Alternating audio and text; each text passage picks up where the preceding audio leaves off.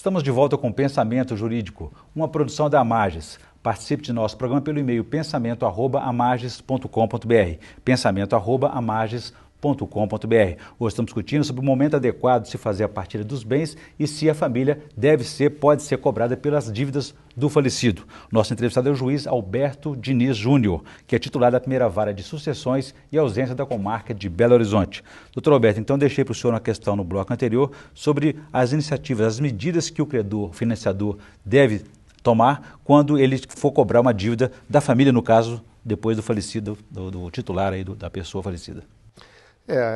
Como ocorre isso objetivamente na justiça? Quando se abre um inventário de uma determinada pessoa, o credor toma conhecimento, né, de que houve a abertura desse inventário e ele estando com um crédito em mãos, um título que representa um crédito, um contrato ou algum documento representativo desta obrigação, ele tem que ir à justiça, habilitar o seu crédito no inventário. É uma regra definida pelo Código de Processo Civil. É um termo técnico, habilitar? Habilitar no inventário significa ir lá cobrar esta dívida que lhe pertence. E tem que levar algum documento? Ele leva o documento que ele detém. Sim. E lá ele apresenta este documento, através de um advogado, evidentemente, e pleiteia a habilitação do seu crédito. Ele junta, então, este pedido, mais o documento representativo do seu crédito, e lá o inventariante, ou aquele responsável pelo processo de inventário, vai ser notificado daquela habilitação e ele vai lá no processo dizer se está ou não está correto este crédito. Se o crédito está correto, a justiça vai reservar bens suficientes naquele patrimônio para pagar esse crédito. Se o inventariante, o administrador desse inventário, negar este crédito, mas ele tem documento suficiente para, pelo menos, dizer que o crédito é real, mas nega o crédito, vamos colocar aqui um exemplo de um contrato bancário, onde ele quer discutir cláusulas e tudo mais, o juiz manda também reservar, mas remete estes cobradores para as vias ordinárias. O que significa isso? Significa que ele vai ter que cobrar o crédito lá no fórum mesmo, em uma outra vara, desta feita uma vara cível, em uma ação de conhecimento, uma ação de cobrança, uma ação de execução, uma ação monitória, para fazer valer este crédito. Mas, a toda evidência, lá no processo de inventário, este crédito já fica reservado. Entendi. E ao final da sua ação lá no cível, se ele for devedor efetivamente, o crédito já está reservado para pagá-lo. E aquelas dívidas que não são dívidas, mas são, de repente, pagamentos programados, como prestação de um apartamento ou de um carro, ficam vinculadas, alienadas a esse bem adquirido pela pessoa falecida. Como é que fica isso? Veja bem, isso aí são obrigações, né, do inventário, também dívidas, que são dívidas de trato sucessivo, né, de prestações continuadas. E estas dívidas, elas também deverão ter no inventário reserva de patrimônio suficiente para efetuar o pagamento.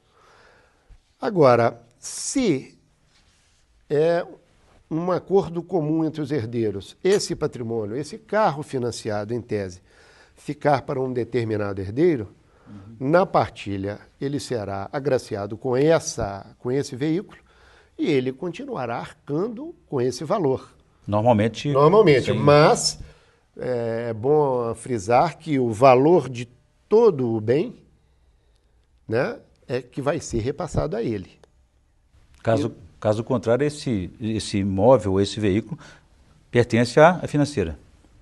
Ele pode ser. Não, se ele depende do contrato, evidentemente. Nós tivemos Se cessar o pagamento da prestação, por exemplo. Se for uma alienação fiduciária, por exemplo, e não houver pagamento,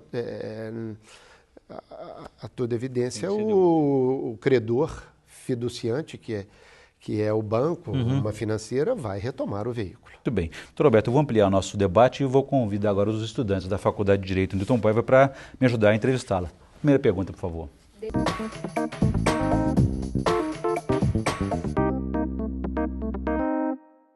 A novela está tratando de um caso onde um homem vive em união estável com 3 mulheres, havendo a publicidade, o consentimento, a estabilidade e possui filhos com cada uma delas. Como que vai ficar a distribuição dos bens no caso de falecimento deste homem?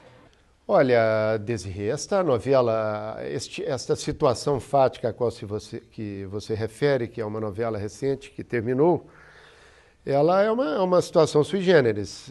Não é muito comum esta situação, mas é claro que ocorrendo esse fato jurídico relevante, a justiça tem que equacionar essa situação. Ela não pode ficar no vazio. E se existe uma união estável de uma pessoa com 2, 3 mulheres, ou vice-versa, os direitos destas pessoas em união estável, elas têm que ser tuteladas pelo Estado. E a sucessão vai abrir de forma normal, pela regra do artigo 1790 do Código Civil Brasileiro, relativamente à união estável, e o patrimônio deve ser partilhado entre elas. É claro que entre estas pessoas que sobreviveram ao autor da herança.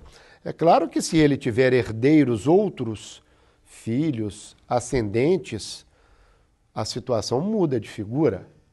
Mas esse direito de suas companheiras comuns, esse direito é recepcionado pela legislação, é tutelado e elas receberão uma quota à parte dos bens que ele deixou.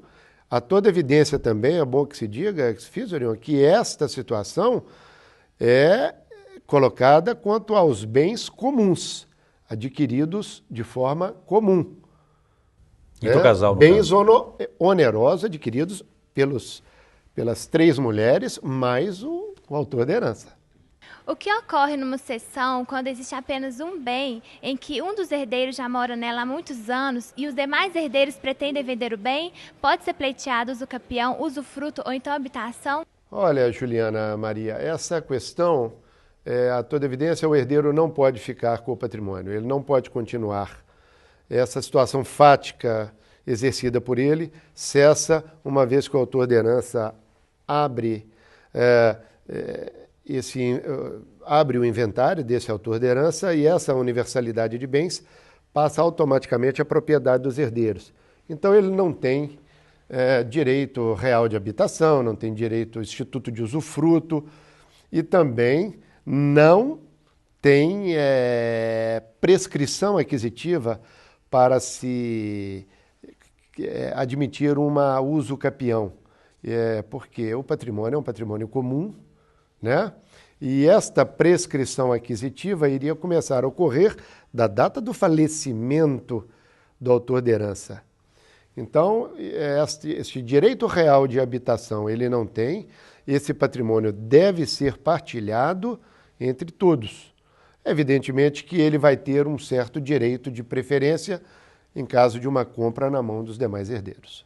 Como ficam os bens daqueles que desapareceram na tragédia de janeiro de 2011, ocorrida em Petrópolis, quando um deslizamento de terra soterrou centenas de vítimas? Bem, Flávia Mello, essa questão também é uma questão muito interessante, porque de ocorrência muito comum em nosso país, onde ocorrem muitas calamidades e as pessoas acabam morrendo nessas calamidades e são pessoas dadas como ausentes. Os familiares devem abrir a declaração de ausência na vara das sucessões e ausência para declarar a ausência e se essa pessoa deixou patrimônio, esse patrimônio é arrecadado, são publicados editais ao longo de 1 ano para chamamento de herdeiros, possíveis herdeiros desta pessoa que se ausentou em razão de uma calamidade. E, ao final de arrecadação desse patrimônio, é distribuído também entre seus herdeiros. E é claro que se não comparecerem herdeiros para tanto, esta herança é declarada uma herança, que se diz na justiça, herança jacente, ou seja, uma herança sem herdeiros, e ao longo de um determinado tempo ela volta para o Estado. Muito bem. Doutor Alberto, quero agradecer então a participação dos estudantes da Faculdade de Direito Newton Paiva e vou fazer um breve intervalo e voltamos no bloco seguinte para o senhor explicar para a gente orientação, recomendação de qual o momento mais adequado de se fazer a partilha dos bens. A gente volta em instantes.